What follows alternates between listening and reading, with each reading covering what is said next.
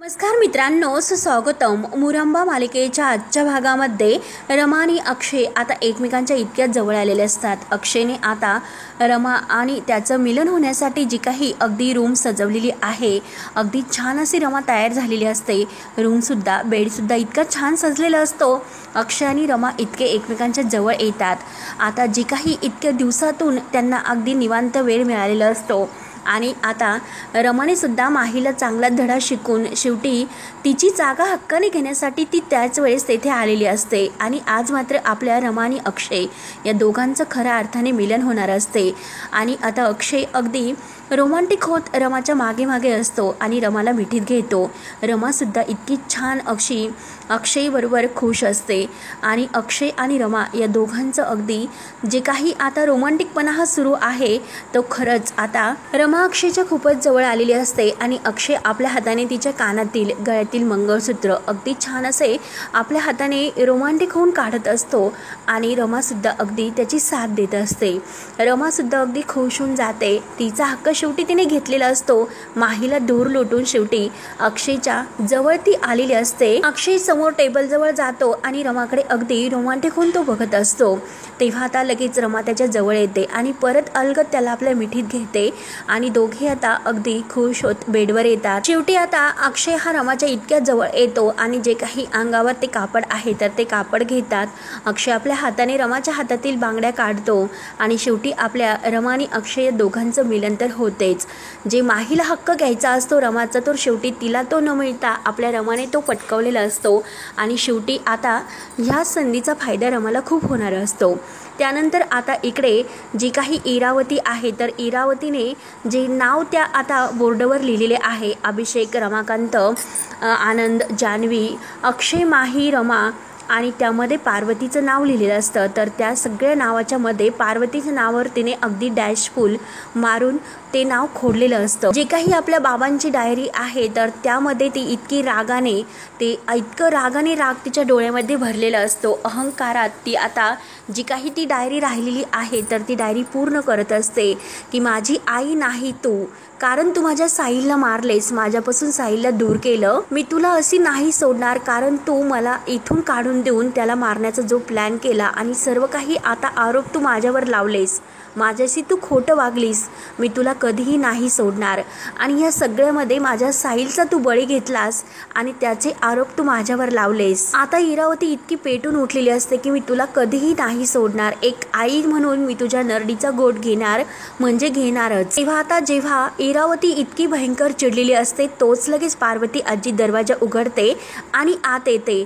तर इरावती त्या अहंकारात त्या डोळ्याने भरलेल्या रागवलेल्या त्या डोळ्याने अगदी रागाने पार्वती आजीकडे बघत म्हणते की वेट, आणि हे पग मी मेडिटेशन करते आणि मेडिटेशन करत असताना माझ्या परवानगीशिवाय रूममध्ये कोणीही यायचं नाही, हे माझ्या गुरूंनीच मला सांगितलेले आहे. त्यामुळे मी इतकी थोडीशी इमोशनल झालेली आहे आणि आपल्या डोळ्यातील ती पाणी पुसते. तेव्हा आता पार्वती आजी इरावतीकडे बघता बघता तिचा समोर जो काही बोर्ड आहे तर त्याकडे लक्ष जाते. परंतु आता बोर्ड असा तिरका असतो आणि पार्वती आजीने फक्त बोर्ड बघितलेला असतो. तर इरावती आता रागानेच उठते. अगोदर मला तुला स्वच्छ करून दे असे म्हणते आणि लगेच तो ज्या बोर्डावर तिने ते नाव लिहिलेले आहे तर ते अगदी पुसून काढते. तो बोर्ड एकदम स्वच्छ करते आणि पार्वती आजीला म्हणते की ये आतमध्ये ये ना. तेव्हा पार्वती आजी आतमध्ये येत असताना अगं तू आईला सुद्धा असं करते म्हणजे जरा जास्तच नाही का होत, आणि त्या बोर्डाकडे बघते. त्या बोर्डाकडे बघून आता पार्वती आजी इरावतीला विचारते की काय ग, नेमकं तुझं काय चाललेलं आहे आणि कसला अभ्यास तू करते हा बोर्ड वगैरे. तेव्हा मात्र आता जे काही शशिकांत आणि सीमा हे दोन नाव वर असते तर ते काही पुसलेले नसते. तेव्हा मात्र आता लगेच पार्वती आजीचे लक्ष जाते. पार्वती आजी विचारते की काय ग शशी. तर लगेच आता इरावती म्हणते की सीमा, आणि अगं मॉम तू तर मला म्हणाली होतीस ना सीमाला त्रास दे म्हणून, शशीच्या जवळ तू काही बोलू नकोस, त्यामुळे आपल्याला खूप काही त्रास सहन करावा लागणार नाही. आणि कसं असतं माझं हे बघ, व्यवस्थित लिहूनच मला त्याबद्दल प्लॅनिंग करावे लागते आणि एकदा प्लॅनिंग करून जर काही गोष्टी केल्या तर त्या अगदी सक्सेसफुल होतात. हे ऐकून आता पार्वती आजी हसते आणि अर्थात प्लॅनिंगला तर पर्यायच नाही ग, कारण मॅनेजमेंटचं प्रिन्सिपलच आहे ना ते. तेव्हा आता लगेच इरावती पार्वती आजीकडे बघत असते आणि विचारते की मम्मा तू जे काही सांगतेस ते सगळं मी करते, सगळं काही मी तुझं ऐकत आले, तू सांगते त्या तुझ्याच मनाप्रमाणे मी करत आले, मग आता तरी तू माझं अप्रूल ऐकशील का? तेव्हा आता पार्वती आजी हसते आणि काहीतरी म्हणते. तर लगेच आता जी डायरी असते तर पार्वती आजीचे त्या डायरीकडे लक्ष जाते आणि ती इरावतीला विचारते की इरावती, अगं ही डायरी कसली आहे? एवढी जुनी डायरी कोणती आहे? तेव्हा आता इरावती हसते. इरावती हसून म्हणते की अगं तुला नाही माहिती की डायरी कोणती आहे म्हणून? ही डायरी तर पप्पांची आहे. पप्पांची म्हणून आता इरावती खूप हसत असते. तर पार्वती आजी रागानेच तिच्याकडे बघत असते.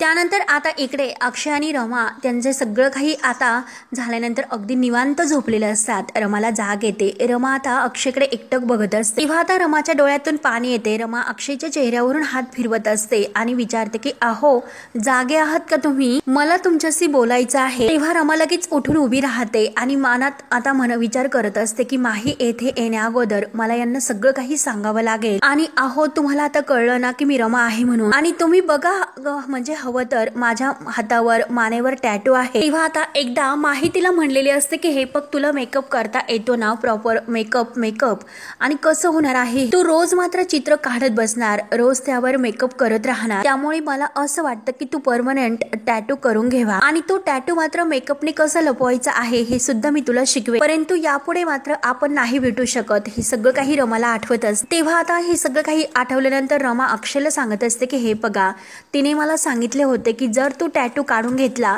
तर कुणाला तू रमा आहे म्हणून संशय नाही येणार. तू माही आहेस आणि माही हे सर्व करेल खरंच असं मला कधीही वाटले नव्हते, कारण मी तिच्यावर खूप विश्वास ठेवला होता. आणि अहो तुम्हाला तर कळलं असेल की मी रमा आहे म्हणून. आपला स्पर्श तर खोटा नाही बोलू शकत. आणि तुम्हाला कळले ना आता की मीच तुमची रमा आहे. परंतु आता अक्षयने हे काही ऐकलेले नसते, कारण तो झोपेतच असतो आणि रमाला असे वाटते की अक्षयने ऐकलं असेल. तेव्हा रमा आता वळून बघते तर अक्षय झोपलेला असतो. आता रमा म्हणते की नक्की यांना झोप लागून गेली बहुतेक, परंतु हरकत नाही, उद्या सकाळी मात्र मी यांना सगळं काही सांगेल. शेवटी आता रमाचं पुन्हा सांगायचं राहून गेलेले असते. त्यानंतर आता इकडे लगेच साई रमाला फोन करतो आणि रमाला म्हणत असतो की हे बघा ती माही कधीही रेस्टॉरंट मध्ये येऊन पोहोचू शकेल, कारण आम्ही येथे ऑलरेडी रेस्टॉरंट मध्ये आलेलो आहोत. ती कधीही पण आतमध्ये रूम मध्ये येऊ शकते. तेव्हा रमा म्हणते की अहो नाही, कारण मी यांना काहीच सांगू शकलेले नाही आतापर्यंत. मी त्यांना काही अजून मी रमा आहे हे सुद्धा सांगितलेले नाही.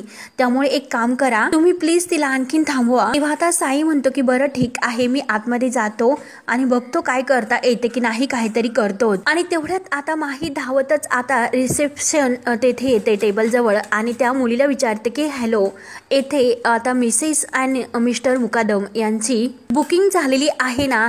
आणि तेवढ्यात आता जो वेटर आता जेव्हा रमा साई बरोबर बोलत असते तर तिच्या जवळून गेलेला असतो. त्याने आता रमाला बघितलेलं असतं. तेव्हा आता इकडे तर तो माहीला आता ह्या रिसेप्शन जवळ बघतो आणि विचारतो की मॅडम तुम्ही? आणि आता शेवटी माही ह्या एनजी रिसॉर्ट मध्ये येऊन पोहोचलेली असते. तेव्हा आता तो वेटर आता माहीला बघून म्हणतो की मॅडम तुम्ही इथे, आणि आता तर मी तुम्हाला तिकडे बघितलं होतं. आता हे बघून मात्र माहीला धक्काच बसतो. तेव्हा आता माही म्हणते की सॉरी. तर वेटर म्हणतो की तुम्ही इतक्या लवकर येथे कशा आलात? तेव्हा आता माही पुन्हा वेटरला विचारते की तुम्ही मला आतमध्ये बघितलं? तेव्हा आता वेटर म्हणतो की हो, तुम्ही तर मिसेस मुकादम ना आणि मिस्टर मुकादम यांच्याबरोबर आलेला आहात, ते बरोबर आहे ना? तेव्हा माहीच्या सर्व काही लक्षात येते. माही आता मनात म्हणते की अच्छा, म्हणजे रमाने असं केले तर त्यामुळे मी तुला असं नाही सोडणार. त्यानंतर आता साई धावतच येतो.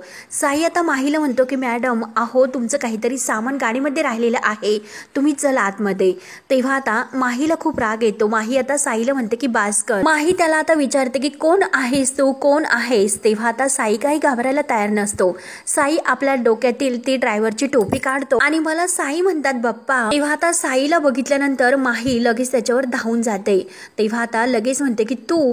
तेव्हा साई काही घाबरत नसतो. साई म्हणतो की काय तुम्हाला काय वाटलं? अहो जसं तुम्ही सगळ्या जगाला फसवले तसं तुम्ही या साईला फसवता. आणि हे बघा मी तुम्हाला सांगून ठेवतो, तुम्ही जे काही करतात ना ते सगळं चुकीचं आहे. तेव्हा आता लगेच माही म्हणते की साई हे बघ तुझे सगळं. तेव्हा आता लगेच ती पुन्हा त्या मॅडम जवळ येते.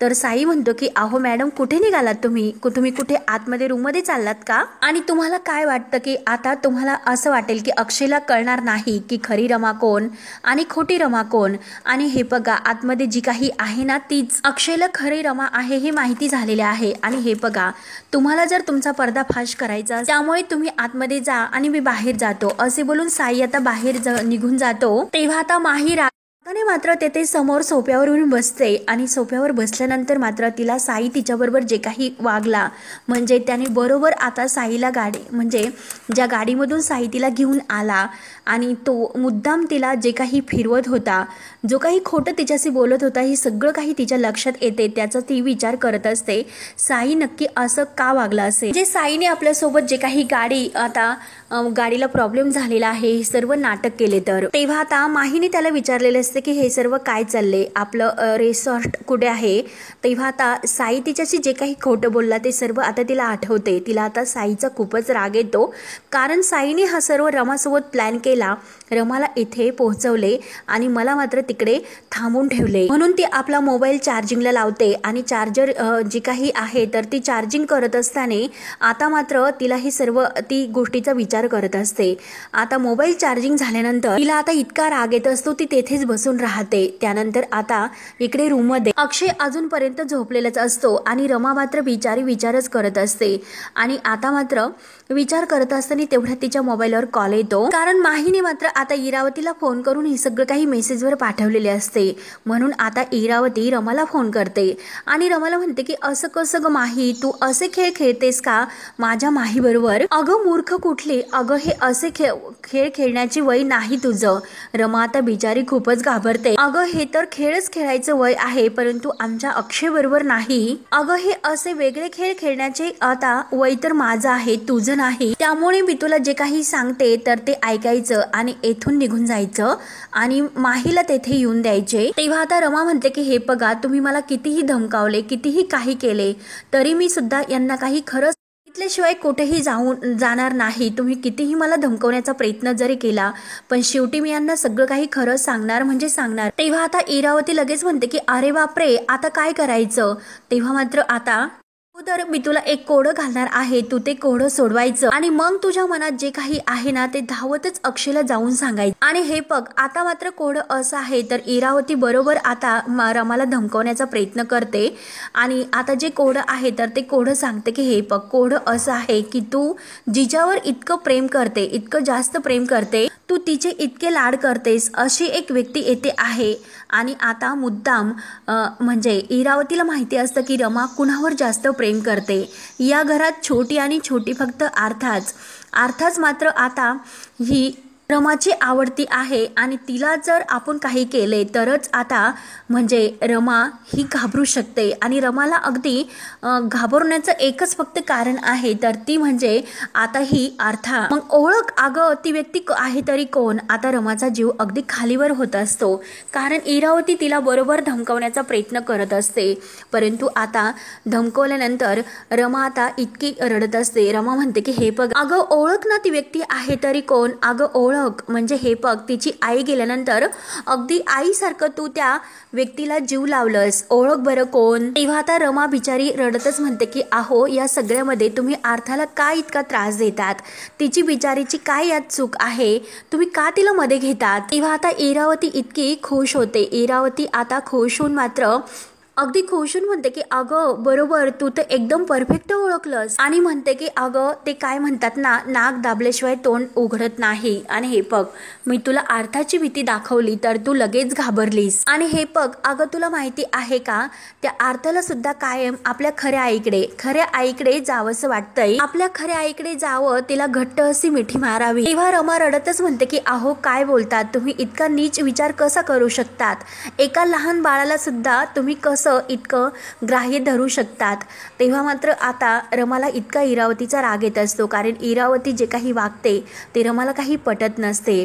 तेव्हा मात्र आता इरावती म्हणते की अगं मी कुठे काय करते. आणि इरावती मुद्दा म्हणते की अगं समजा असा विचार कर, अर्थात जर खेळता खेळता पडली आणि ती पडल्यावर तिला जर लागले आणि जोरजोराने ती जर रडायला लागली, तिला भरपूर काही लागले तर मात्र आपण काय करायचे सांग बरं. तेव्हा आता मुद्दाम इरावती आपल्या हातामध्ये जो काही मनी प्लॅट आहे तर तो प्लॅट घेते आणि मुद्दाम ती आता खाली टाकते. तेव्हा आता तिचा आवाज होतो. रमा बिचारी आता खूपच घाबरते. रमाला असे वाटते की नक्की ह्या म्हणजे अर्थाच्याच रूममध्ये आहे आणि अर्थाला त्रास देतात की काय, म्हणून आता रमाला अर्थाची खूप काळजी लागते. इरावतीला म्हणते की इरावती मॅडम तुम्ही असं काय करता, इरावती आत्या प्लीज असं अर्थाला काही तुम्ही करू नका. आणि तेथे आवाज कसला आला हे सांगा. आणि हे बघा इरावती आत्या तुम्ही तिच्यापासून लांब व्हा, तिला काही करू नका. आणि आता मुद्दाम त्या इरावती त्या अर्थाच्या रूमजवळ सुद्धा येतात. तिचा तो रडका आवाज सुद्धा मात्र आता लगेच इरावती रमाला ऐकवते. रमा बिचारी आपली खूपच घाबरते. तेव्हा आता ती मुद्दाम इरावती ही रमाला धमकवण्याचा प्रयत्न करते की हे बघ, जर तू शहाणी असेल मात्र तेथून तुझे कपडे घ्यायचे आणि लगेच तेथून चालतं व्हायचं. हे बघ, जे काही सांगते तेच ऐकायचे. तेव्हा मात्र आता रमा खूप घाबरते. अर्थासाठी बिचारी आता नमतं घेते आणि म्हणते की हे बघा मी लगेच निघते, परंतु तुम्ही अर्थाला काही करू नका. रमा बिचारी अर्थासाठी खूपच रडत असते आणि ती इरावतीला म्हणते की हे बघा तुम्ही जे सांगताल ते मी करायला तयार आहे, परंतु अर्थाला बिचारीला काही करू नका. ते लेकरू आहे आणि तिला आई नाही. एकदा मी म्हणजे तिची आई आहे, मी अर्थासाठी काही पण करू शकते. परंतु इरावती आता मुद्दाम अर्थाजवळ आहे. अर्थाच्या रड्याचा आवाज दरवाजाजवळ उभा राहून ती आता रमाला खूप काही म्हणजे असं घाबरवते. तेव्हा आता रमा खूपच घाबरलेली असते आणि शेवटी ती तेथून जायला निघते. आपले कपडे वगैरे घेते आणि ती सुद्धा आता तेथे जे काही रिसेप्शन आहे तर त्या टेबलजवळ येते. बाहेर आल्यानंतर आता माही तेथेच बसलेली असते.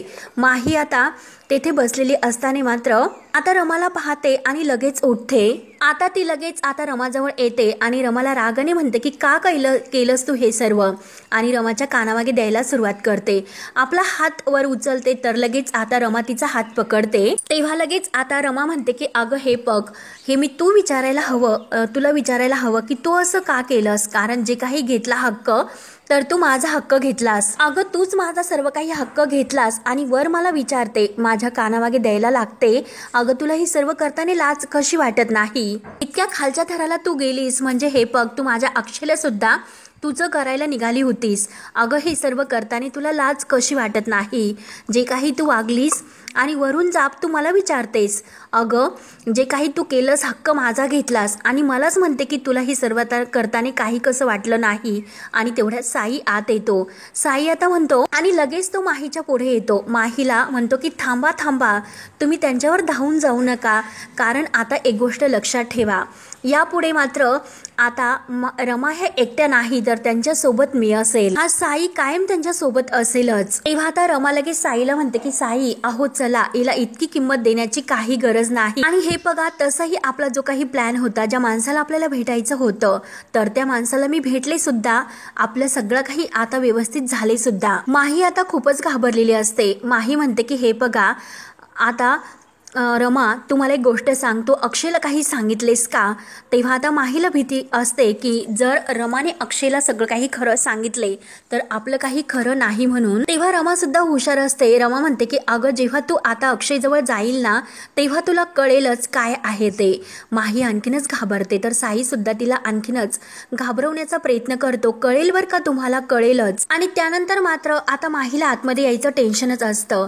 तेव्हा आता रमा आणि साई तेथून निघून जातात. आता ते दोघे तिथून निघून गेल्यानंतर मात्र आता लगेच अक्षयला इकडे जाग येते. अक्षय रूममध्ये आता रमा त्याच्या शेजारी नाही म्हणून इकडून तिकडून बघतो आणि रमाला आवाज देतो. तेवढ्यात माही आत येते. माहीने आता वेगळी साडी घातलेली असते. तेव्हा आता माही आतमध्ये आल्यानंतर अक्षय सारखं तिच्याकडे बघत राहतो. आता माहीला एक प्रकारची भीतीच असते. माही आता इकडे तिकडे रूममध्ये बघते आणि तिला खूप असं तिचा चेहरा बरोबर आता इतका घाबरलेला दिसतो. अक्षय आता तिला विचारतो की काय ग? तेव्हा आता माहीला सगळं काही कळून चुकलेलं असतं की रमा आणि अक्षय या दोघांचं नक्की काय झालेले आहे ते. रूममध्ये आल्यानंतर तिला सगळं काही बरोबर कळते. आता मात्र आपण खरंच उशीर झाला आणि जो काही हक्क आहे तो रमा घेऊन गेली. तेव्हा अक्षय उठतो आणि रमाला विचारतो की म्हणजे माहीला की काय ग, तू इतक्या रात्री उठून कुठे गेली होतीस? आणि तो सारखा तिच्याकडे बघतो आणि विचारतो की काय ग, तू कपडे का बदलले? तेव्हा आता माही तर खूप घाबरते. माहीला नेमकं काय उत्तर द्यावं हे काही कळत नाही. तर ते मी असं करत असते. तेव्हा आता अक्षय तिच्या हात धरतो आणि म्हणतो की अगं ऐकून घे, संध्याकाळपासून मला तुला हेच सांगायचं होतं. मला सगळं काही खरं खरं कळले म्हणून. आता हे ऐकल्यानंतर माहीला आणखीनच जबर धक्का बसतो. ती आता इतकी घाबरते आणि अक्षयला विचारते की काय काय कळले तुम्हाला। तेव्हा आता अक्षय म्हणतो की हेच की तू माझी रमा आहे म्हणून। तेव्हा आता रमा आणखीनच घाबरते म्हणजे माही। आणि आता जे काही तिला रमा म्हणलेली असते की तू जेव्हा वर जाशील तेव्हा तुला सगळं काही समजेल की तेथे गेल्यानंतर अक्षयला काय कळले ते। ती घाबरतच आता अक्षयकडे बघत असते, कारण आता तिला भीती असते की अक्षयने जर मला ओळखले की मी त्याची रमा नाही तर अवघड होईल। रमाने येऊन आता बरोबर आपल्या बरोबर ती खोटं वागली, आपल्याला तिने फसवले, ती बरोबर आपल्याला भारी भरली। म्हणून आता माहीला एक प्रकारचे खूप असे टेन्शन येते आणि ती सारखी अक्षयकडे बघत असते। अक्षय आणि रमा या दोघांमध्ये नक्की काहीतरी आता इतकं खास असं झालेले आहे, कारण जे काही आपल्यासोबत व्हायला हवे होते ते आता रमासोबत तर झालेच। म्हणजे शेवटी आपण फसलो याचं आता तिला इतकं गिल्टी फील वाटत असतं आणि सारखी मनामध्ये हीच भीती असते की अक्षयने जर आपल्याला माही म्हणून ओळखले तर अवघड होईल। तेव्हा ती सारखी अक्षयकडे बघतच असते। तर मित्रांनो, हा भाग येथे संपतो। पुढील भागामध्ये आता जेव्हा अक्षय घरी येतो तर आनंद त्याच्या रूममध्ये येतो, त्याला विचारतो की अरे जी काही तुला शंका होते त्या सगळ्या शंकाचे तुला उत्तर तर मिळाले ना, त्या सगळ्या शंका तर दूर झाल्यात ना। तेव्हा आता अक्षय म्हणतो की अरे हो आनंद दादा, माझ्या सगळ्या काही शंकाचं निरासन झालं। त्यानंतर आता माही इरावतीला सांगत असते की मला तिने फसवले, जे काही घडलेला प्रकार आहे तो सगळं इरावतीला सांगते। तेव्हा आता इरावती आता माहीला बोलून जाते की अगं एक आई मुलीला फसवते तर तू रमाचं काय घेऊन बसलीस। तेव्हा आता माही विचारते की नक्की तुम्ही काय म्हणता। तर इरावती म्हणते की हे बघ, कोण कधी कुणाचा मित्र होईल आणि कोण कधी कुणाचा शत्रू होईल हे काही सांगता येत नाही। तेव्हा आता रमा म्हणजे माही घाबरते। माही विचारते की काय ग, तू माझ्या सोबत तर आहे ना इरा। त्यानंतर मात्र आता इकडे अक्षय माहीला विचारत असतो की माझा तो कुर्ता कुठे आहे। तर लगेच आता माही रागातच विचारते की कुठला कुर्ता। तेव्हा आता अक्षय म्हणतो की तू विसरलीस का, अगं आपलं सगळं काही झाल्यानंतर त्यानंतर तू माझा कुर्ता घातला होता आणि जो काही कुर्ता घातलेला आहे तो रमा आपल्या सोबत घेऊन गेलेली असते आणि माहीला आता काही सांगता येत नसते, ती सारखी आता उभीच असते। तेव्हा रमा तो कुर्ता इकडे साईच्या घरी आपल्या जवळ घेते आणि सारखी त्या कुर्त्याकडे एकटकून अगदी आपल्या हृदयाशी त्या कुर्त्याला धरते आणि प्रेमाने त्या कुर्त्याला जवळ घेऊन त्याच्यावर अगदी प्रेमाचा स्पर्श करत असते आणि त्या कुर्त्यातून तिला अक्षयचा स्पर्श हवासा वाटत असतो आणि त्याची आठवण तिला होत असते। तेव्हा आता रमा आणि अक्षय या दोघांचं शेवटी मिलन तर झालेलेच असते। तेव्हा आता पुढे काय काय होणार आहे हे पाहण्यासाठी आपल्या चॅनलला मित्रांनो नक्की सबस्क्राईब करा। धन्यवाद।